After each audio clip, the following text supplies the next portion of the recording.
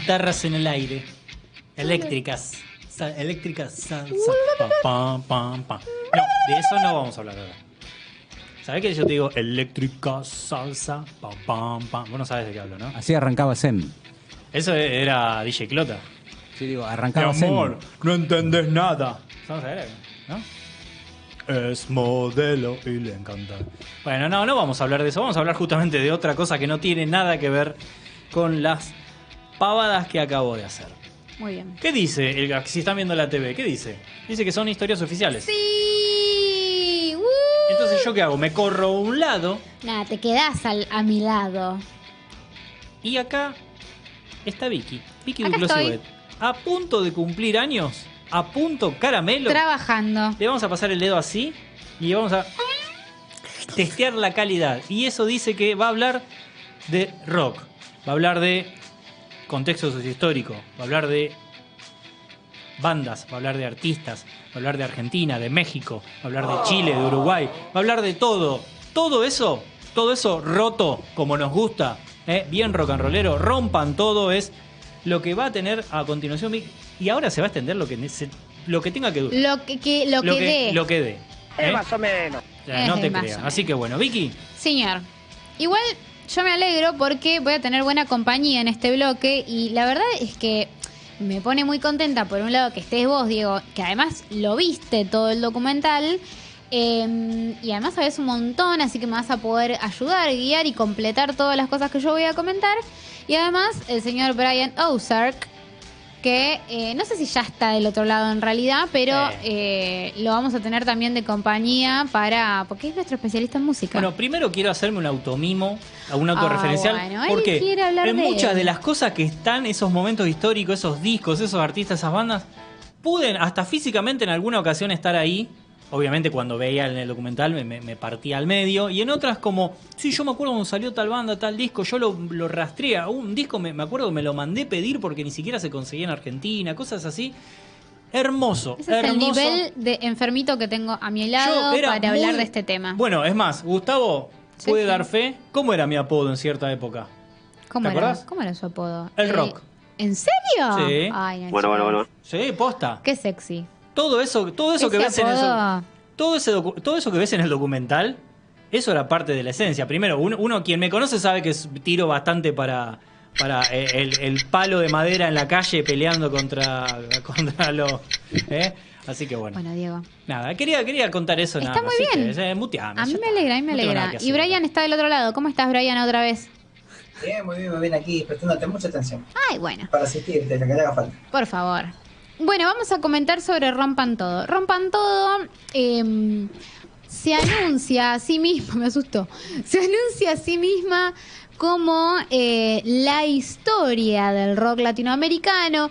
Quizás uno de sus primeros, no sé si errores, pero uno de sus primeros excesos en autodenominarse de esa manera, que después le va a costar seguramente algunas críticas si no le está costando ya, justamente por esa cuestión, pero vamos a desarrollarlo más adelante. Por el momento se llama así, Rompan Todo, la historia del rock latinoamericano. Y banco el título. Bueno, está bien. No al mosquito que tenés arriba. Ay, Ahí. bueno, sáquenlo, ¿ya está? ¿Se No fue? importa, nada. Bueno, vamos a contar primero, es una serie de 6 capítulos, de 6 episodios, es una serie documental que tiene en su equipo técnico como showrunner a Nicolás Entel, como director a Piqui Talarico, Sí. y como productor ejecutivo, y acá es el nombre pesado, el nombre heavy que vamos a mencionar, a Gustavo Santaolalla, y allá se nos ponen de pie para hablar de Gustavo Santaolalla. No, ahí se pensó que era él. Sí. ¿Qué? Un aplauso, digo, justo haciendo ese aplauso. Muy bien, muy bien. Justo, sí. Bueno, Gustavo Santaolalla, como para contextualizar, es el productor musical de varias de las bandas que aparecen en el documental. Y además es una persona, digamos, como muy experimentada, y justo ayer lo hablábamos, en todo lo que tiene que ver con una visión comercial de la música. Muy interesante, y para que tengan una referencia cinéfila, si quieren, ganó 2 premios Oscar por la música de Secreto en la Montaña, por ejemplo, y Babel, Y también hizo la música de películas como, por ejemplo, Relatos Salvajes, que tiene una música como Que fue a los muy Oscar. interesante, que fue a los Oscar, que fue nominada. Y también está en otras cuestiones. A veces uno sin saber está viendo algo y de repente, pum, música de Gustavo Santaolalla. Mirá, Por sí, ejemplo, Making a Murderer tiene la música de él. Ah, mirá, qué buen detalle. Y agrego algo también que muchas veces, por ahí, esto para no profundizarlo ahora porque vamos a ir por otro lado, pero digo, cuando ustedes noten la historia de cierta banda de rock argentino y mexicano y hasta te diría de la región, che, mirá cómo esta banda, cuando pegan el salto, ese salto como por ejemplo fue con los Cadillacs en su momento, con la Versuit, cuando se dan a conocer de una forma muy masiva y popular, fíjense qué nombre aparece ahí por primera vez en la producción de ese disco. Y hay un denominador común, que es Gustavo Santaolalla. Sí. Así que me parece que hay un nombre propio que merece y tiene su espacio. Después podemos discutir otras cosas que la vamos a discutir. Pero hay un nombre que no podemos eludir, que es el de Santaolalla, detrás del rock latinoamericano, principalmente de los 90 en adelante. Sí. Otra de las cuestiones que pueden revisar, para mí una de las últimas cuestiones más lindas tiene que ver con todo lo que es el tango electrónico, en lo que él estaba metido con Bajo Fondo. Sí. Que hay unas sesiones de encuentro en el estudio que están maravillosas, justamente sobre eso, que Está para mí me matando parecen... mosquitos en vivo. Sí, la verdad es que yo lo perdí de vista, pero está por acá, no lo mataste. Así que bueno, ese es Gustavo Santaolalla, entre muchas otras cosas que podríamos seguir desarrollando. Él es el productor ejecutivo de la serie, como ya dijimos, productor musical de varias de las bandas que aparecen, prestando su testimonio en Rompan Todo. Y bueno, también él mismo aparece como entrevistado en varias ocasiones para contextualizar y agregar su opinión respecto a algunas cuestiones. ¿Cuál viene a ser como la estructura de la serie? Lo cierto es que hace un recorrido a través de placas muy sencillas que marcan no solo el correr cronológico, es decir, cada año, te va situando en cada año, sino que además te va situando en ciudades. Te va situando en México, en Chile y en Argentina por sobre todas las cosas, pero también hace a veces un punteo en Colombia, un punteo en Uruguay. A veces se va a Madrid en realidad para tomar alguna cuestión que haya sucedido allá. Pero para recuperarlo en todo lo que tiene que ver con lo latinoamericano. Esos son más o menos los puntos del mapa que recorre. Si me estoy olvidando alguno, decime, pero básicamente son esos. A ver, principalmente yo creo que hasta podríamos decir que hay tres grandes ciudades que marcan al rock latinoamericano, que son Ciudad de México, que en su momento era el México DF, Sí. hoy es Ciudad de México, Santiago de Chile y Exactamente. Buenos Aires, Y Buenos Argentina. Aires. Esos Tal tres cual. puntos son como el triángulo que marcó el rock latinoamericano, nos guste o no. Después hay Exactamente. distintos motivos y experiencias y hay hasta testimonio de por qué se dan ciertas cosas que se van incorporando. Sí. Pero básicamente el núcleo está ahí, Sí. le guste a quien le guste. Sí, tal cual.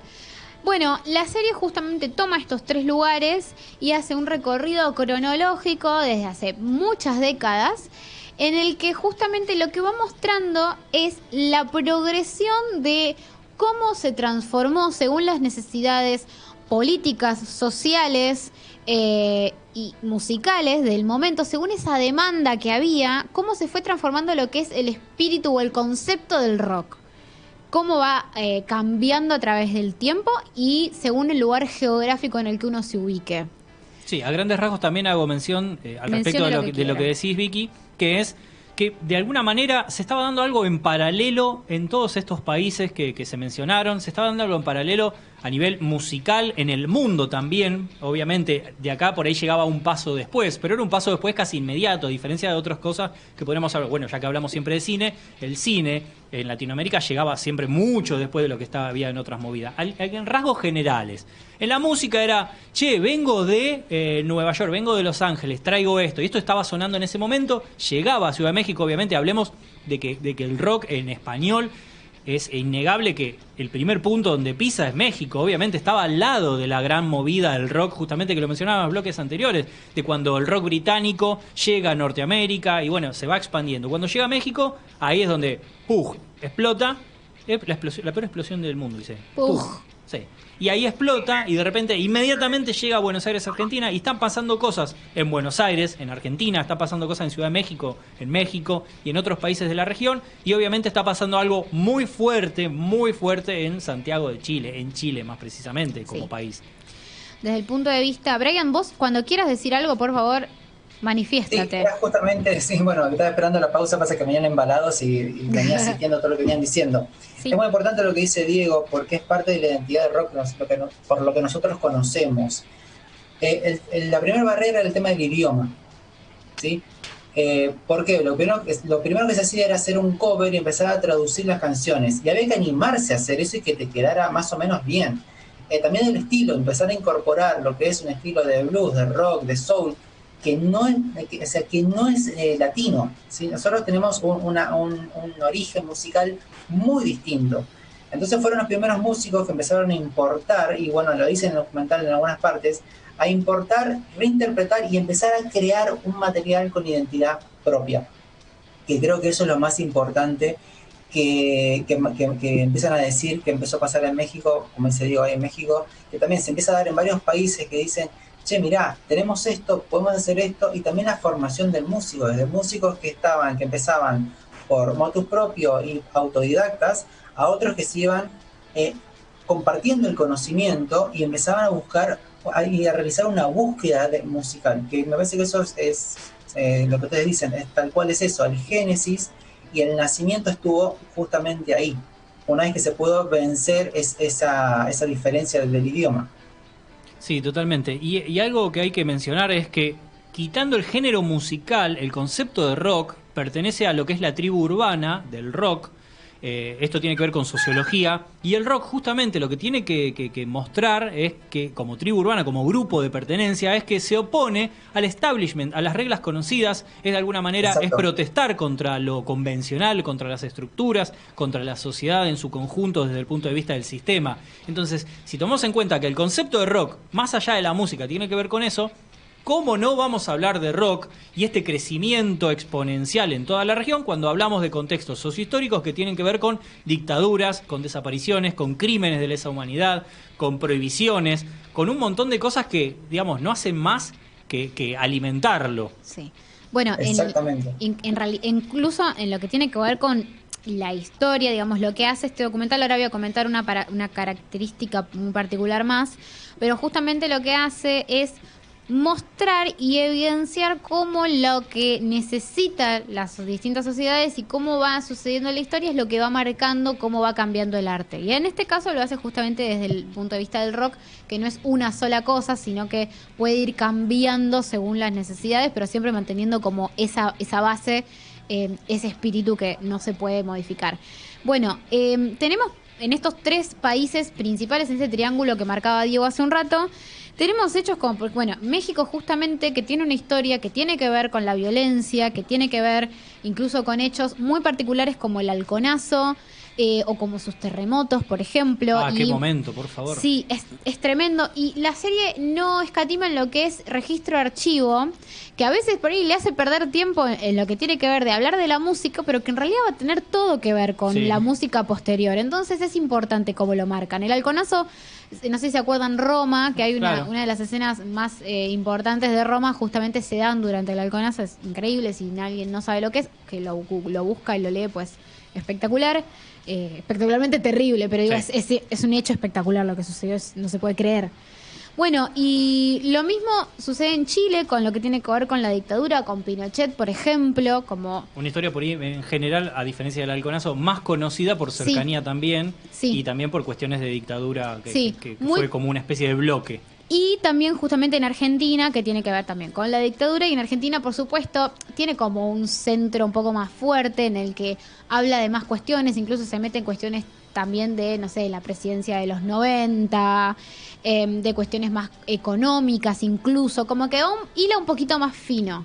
Sí, por ahí, ya que lo mencionaste, cuando habla de dictadura en Argentina, no hace tanta mención como para empezar a encontrar algunas cositas por desmenuzar, que, por ejemplo, no hay nada que beneficie más que el surgimiento del rock nacional, justamente con Charlie a la cabeza, en los 70, justamente que la dictadura, pese a que vos decís, es casi como incongruente lo que estoy diciendo, pero justamente como pasa lo de la guerra de Malvinas, se prohíbe el rock en inglés. De hecho, yo en Junín vivía en una calle que se llamaba Inglaterra y la cambian el nombre a Malvinas Argentinas. Se prohibieron todos los nombres de calles. Acá, por ejemplo, era Canning y pasó a ser Scalabrini Ortiz en Buenos Aires y demás.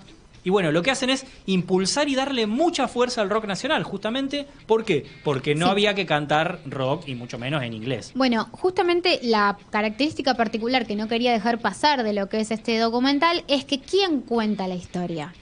La historia está contada básicamente por todos los artistas que formaron parte de esos momentos. Es decir, es su historia contada por ellos mismos. Hermoso.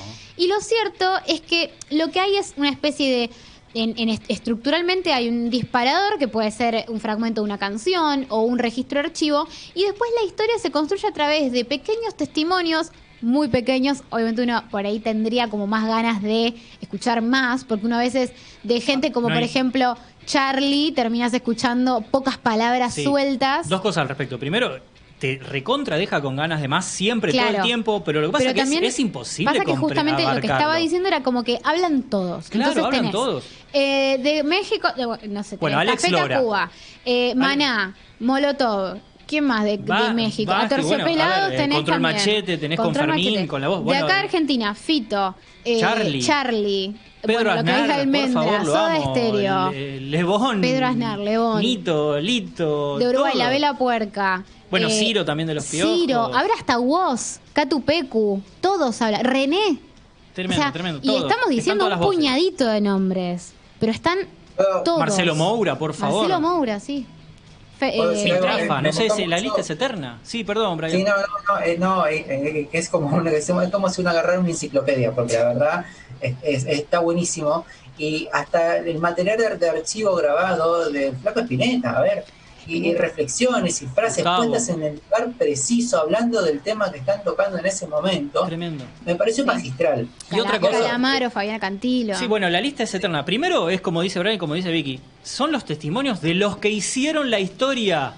Más, digamos, la mejor fuente. Y otra, perdón, Sí, Vicky. Y además una cosa que a mí me parece hermosa es que no hablan de ellos mismos, de su historia, sino que van contando la historia del otro o de la otra. Entonces se hace como una especie de gran bloque Y latinoamericano que también todos estuvieron ahí viendo qué hacía el otro o la otra también ahí un enfrente. poco se valida la relevancia de quienes están participando en el documental, porque hay una cuestión de empezar a pensar quiénes son los que se quedaron afuera, qué tan importante era quienes estuvieron, como decía, no, ¿por qué está este y no este? Bueno, ahí para mí hay una jugada interesante en el hecho de que sean ellos mismos quienes hablan de ellos, porque, digamos, en ese recorte, si Charlie está diciendo que tal banda era re importante o lo influenció a él incluso, entonces no puede venir un NN a decir que no era importante que esa banda esté ahí, porque entonces justamente lo que hacemos es que ellos se validan entre sí. Totalmente. Y ellos son la voz autorizada para decir cuál es la importancia de cada banda en ese documental. Obviamente que falta, seguro, Sí. por supuesto.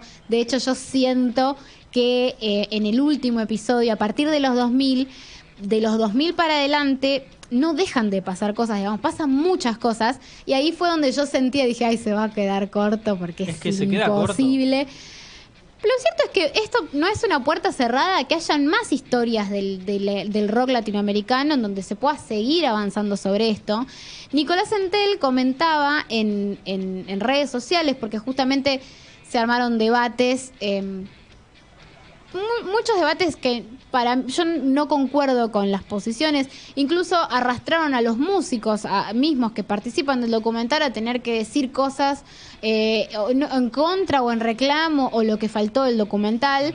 Por Bueno, favor. y tenemos a Calamaro comentando algunas cuestiones como que no estaban en el documental y diciendo después, bueno, pero no importa que no estén porque puede haber mucho más. Sí. Por ejemplo, no sé, Bebe con Tepomi, qué sé yo, qué sé cuánto, Cemento y un montón de cosas más. Sí, Pero y mirá, te Nico agrego algo. Entel, Perdón, Vicky, creo que el segundo episodio pasa a la pasada o en el tercero, no sé, y dice hit y no se dice más nada de hit. Y a ver, a mí me Claro. duele en el alma que no esté Claro. hit, pero no hay tiempo, no hay lugar, o sea, Sí. por lo menos también hay reivindicaciones. Por ejemplo, Los Psychos, que acá lo escuchábamos en la hora de Balducci, riéndonos y también reivindicando, inventaron el punk 15 años antes que se invente el punk. Y lo reivindica Sí. esta serie documental. Y reivindica muchas cosas. Por ejemplo, bueno, el otro día justo charlaba con Majo y a la pasada ves a Sabina, a María Sabina, ¿viste? Y ves una imagen y nada más, ni se menciona. Obviamente que queda fuera, pero hay un lugar y me parece que también hay un trabajo minucioso en darle Sí. por lo menos un frame, ¿viste? Una imagen, una foto, Sí, algo. sí. hay. A ver, también, bueno, no importa. La cuestión es que a esto que yo te comentaba, que decía Calamaro, contesta Nicolás Centel, que es el showrunner, y justamente hace como un promedio en el que dice, tenemos 100 entrevistados, 150 canciones, 30 minutos de archivo y 6 episodios. Es decir, todo eso en 6 episodios. Es un montón. ¿Puede haber una lectura más de, che, se simplificó mucho? Sí, seguramente, Sí. seguramente. Pero lo cierto es que esto también es una puerta de entrada a... No hay que pensarlo como una historia definitiva, sino como un posible recorrido en el que los que tienen que estar están. Y seguramente podría haber mucho más, porque la historia siempre es mucho más que 6 horas de documental, Joder. porque estamos hablando de décadas. 70 años de Entonces, rock, prácticamente. seguramente falta mucho. Otra cuestión que yo quería discutir y decir, bueno, esto yo no lo veo así, es esta cosa de que también se estuvo criticando que, no, bueno, pero ¿qué pone? Al mismo nivel a Charlie con Maná. No hace eso la serie. No. La serie lo que hace es plantear para cada país, para cada cultura en particular, sus propios intereses. Y nos guste o no nos guste, no es que uno es mejor que otro, o sí, seguramente uno es mejor que otro, pero dentro de su propia cultura, cada uno fue marcando su propio paso. Entonces, eso es lo importante. Y justamente yo retraigo justamente a Maná, porque es, bueno, medio polémico. Sí. Es como, bueno, Maná, se hacen chistes 10.000 por día de Maná. Y a mí lo que me interesa es que ellos mismos, los artistas de México, hablan de Maná con una importancia para ellos, para su cultura, que digo, bueno, está bien, nadie te está diciendo que es mejor que Charlie, ni lo están ¿Molotov también habla bien de Maná? Sí, Sí, y todas Todos las hablan. y pero ¿sabes qué? Incluso son tan Porque honestos. Molotov sacó un disco que se llamaba ¿Dónde jugarán las niñas? Sí, como juego. Pero sabes que Sí. reconocen el lugar que ocuparon las otras bandas, Exactamente. pero no ocuparon todos los lugares. Por ejemplo, de Maná dice, y mirá, los tipos llenaban estadios igual que Aerosmith o quien fuera. Y eso no lo hizo Y eso nadie en no lo México. hizo nadie en Listo, México. ya está, es un hecho. Listo, ya está. No lo Entonces, podés discutir eso. Y no podés sacarlo del documental por una cuestión de, ay, no, me gusta el rock de Charlie. Bueno, pero esto pasó. Pero, y además otra cosa, justo lo que decís, digo, probablemente, y ahora no es justo el caso preciso, digo, pero probablemente un Maná diga, y yo hice otra cosa, pero ¿sabés quién me influenció? El rock de Charlie. Bueno, entonces es que todo está conectado y esa es la gran cronología. A mí se lo hace que en me este interesa es que documental. justamente lo que pasa es que no sé... Ahora te dejo, Brian, que te escuché que querías meter bocado, pero quiero decir esto. Justamente lo que hace no es comparar bandas. No compara. El único momento en el que se retroalimentan las bandas es cuando ellos hablan de ellos. Es decir, cuando se habla, por ejemplo, del amor después del amor, tenés a los de México, a los de Uruguay, a los de Chile, a todos, que hacían música totalmente diferente a la que hacía Fito, diciendo... Me voló Bueno, la cabeza o lo de Soda esto. Stereo, que O lo de justamente Soda, acá, claro. mira, justamente está el juego y vale mencionarlo de, perdón, Brian, que te pisé. Sí, pobre. pero, No, está bien, está bien. pero lo de Soda Stereo, que rompieron todo en toda Latinoamérica, y justamente la crítica, de alguna manera, y ni siquiera, a ver, ni siquiera van a la yugular, es una crítica de, che, en lo social, en Chile, estaba pasando esto, a los prisioneros los callaron, Prisioneros, la banda emblemática de rock de Chile, los callaban porque justamente protestaban bajo una dictadura que era la voz del pueblo, cuando no podía hablar el pueblo, y entonces, ¿qué traían? Bandas de Argentina que cantaban otra cosa, y ahí es donde explota los Enanitos Verdes de México, los Auténticos Decadentes vino después, pero Soda Stereo, Virus, todos llevaban a Chile, ¿por qué? Porque la banda de Chile, Los Prisioneros, no podía cantar, pero venía Soda Stereo. Y en ningún momento en este documental donde ponen esto sobre la mesa dicen, che, qué guacho Soda Stereo, que no cantaba Los Prisioneros que protestaban en una dictadura y traían una banda de Argentina que cantaba de otra cosa. No, para nada. Brian. Sí, bueno, mucho que aportar. Me gusta todo lo que están diciendo, es así. Algo que es muy importante es, son 6 horas y pensar la música y el rock como algo lineal es un error. Es como si fuera un árbol. Se abre y cada vez se abre más y tenés que ir tomando decisiones y cosas van sucediendo en simultáneo. Por ejemplo, un poquito, voy a ir de atrás para adelante. Ahí Dieguito habló de lo que es Soda Stereo. A ver, Soda Stereo es Soda Stereo gracias a Federico Moura. Sí. Entonces es como que una cosa va después de la otra y no es que una cosa es mejor que la otra. Nosotros estamos muy acostumbrados a vivir en un versus de una tribuna contra otra tribuna y hablamos desde la comodidad del sillón de casa. Entonces es decir, a ver, ¿cuánto escuchaste? ¿Cuánto estudiaste? ¿Cuánto leíste para hacer semejante apreciación o semejante crítica? O sea, este es mejor que este. ¿Cómo vas a decir, a ver, Maná, te guste o no, son unos músicos de la hostia. Hicieron lo que hicieron y son buenos, son muy buenos en lo que Entre hacen. paréntesis, el baterista de Maná es uno de los mejores bateristas de todo el continente. Totalmente. Exactamente. Una bestia, A ver, Alex. hay una anécdota que te dice que cuando teníamos la cumbia tropical, ¿sí? Que teníamos, que tenías o Ráfaga, uno, tenías muy buenos violeros y te decían, mirá, esto es lo que me da de comer. A mí me gusta el heavy metal. Walter Entonces, Giardino, ahí tenés. guitarrista Uno- de peluche.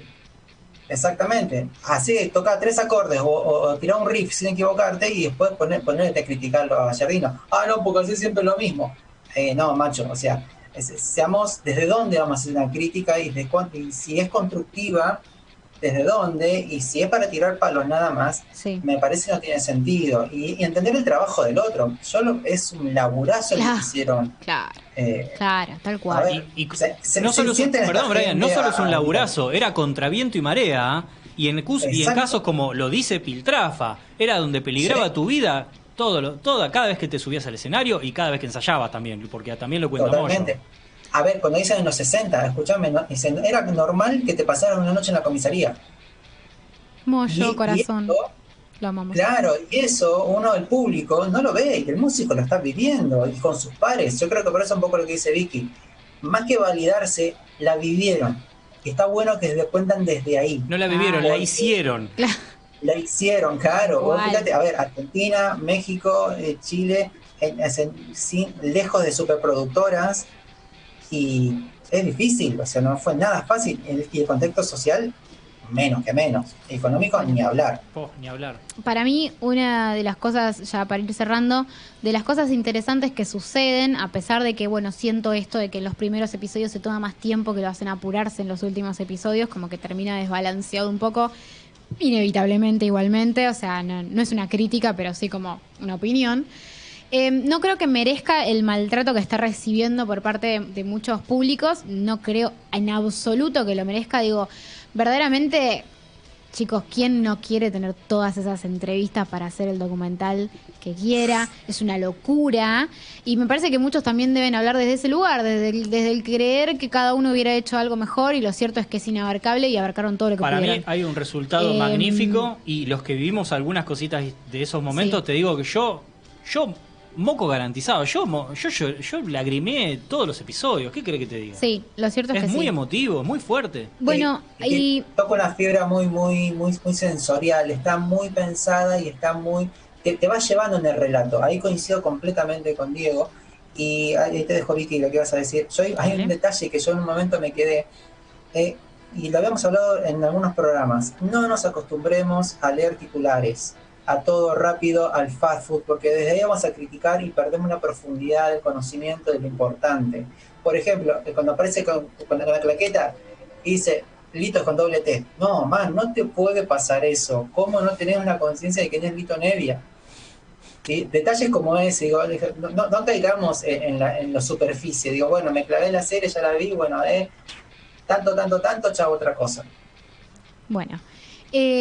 Recen por esos equipos. Una feliz Navidad al equipo técnico que tuvo que armar la apuesta con todos usando lentes negros, que se reflejaba Pero absolutamente todo. Pero vos sabés que Es imposible eso es hacer rock también. Sí, sí. Es Eso es rock. imposible. No, pero es imposible, No, armar una es apuesta tremendo, así es tremendo, imposible. tremendo. Entonces, eso es increíble, yo lo quiero destacar porque me parece maravilloso.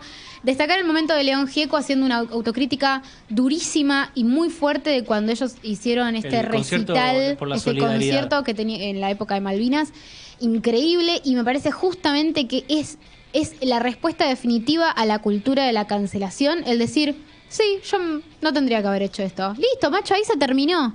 Ni que hubiera hecho algo tan malo, ¿entendés? Es justo O sea, León, por favor, San Déjame de León joder, Gieco. boludo, déjame de joder. Están todas las cruzadas Bueno. positivas de este mundo. Eso y momentos muy divertidos que justamente ilustran lo que mencionaba Sergio hace un rato de estas picas. El momento que tiene que ver con Babasónicos y Celia Kuriaki Sí. es una maravilla, en el que Hermoso. tipo no nos podíamos ni ver. Entonces en una yo le dije hippies de mierda y el otro dijo, y vos no sé qué. Rapero de mierda. Rapero de mierda. Y se cagaron de risa ambos, una locura. Y no, y después el remate, que no lo spoileamos, Sí, pero no, el remate no, de ese es cruce maravilloso. épico, es decir, nos odiamos, Es maravilloso. lo que cuenta Dante es maravilloso. Así que bueno, para mí es un pulgares para arriba. Muy Rompan Todo, la banco. Muy.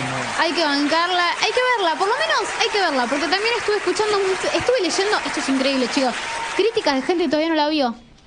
Y que lo reconoce. Estás mucho en Twitter vos, Vicky. Es que lo reconocen, tipo, no, yo todavía no la vi, pero esto es mejor. No, la verdad que está bárbaro. Vayan a verla, vayan a la cancha, vos. Exactamente. Digo, es eso, sí, va por ahí. yo creo que, mirá, juego con las palabras, digo, está todo y falta todo.